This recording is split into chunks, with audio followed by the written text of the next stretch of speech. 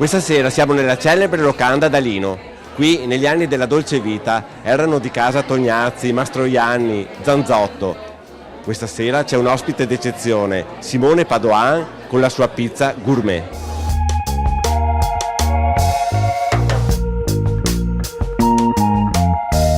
Il mio era una voglia di poter fare un qualcosa che fosse, che incontrasse le due cose che a me piacciono, che è la base, quindi l'impasto, il lievitato e tutto ciò che è materia prima, cioè tutto quello che va sopra.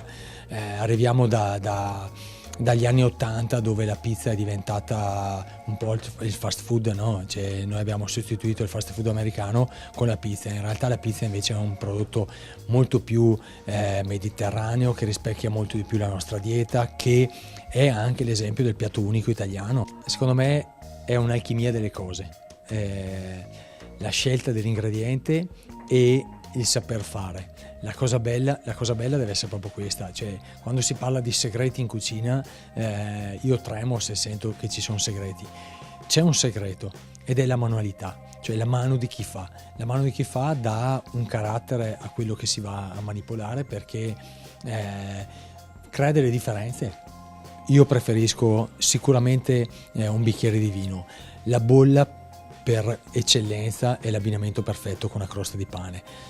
Io parto dall'idea che l'impasto che noi facciamo si parta proprio dal concetto del pane, quindi un impasto un po' più alto, però i sapori tipici di una pizza, anche di una semplice margherita, sposate con una bollicina, sposate con prosecco, ma è proprio il fatto del vino sta benissimo come abbinamento.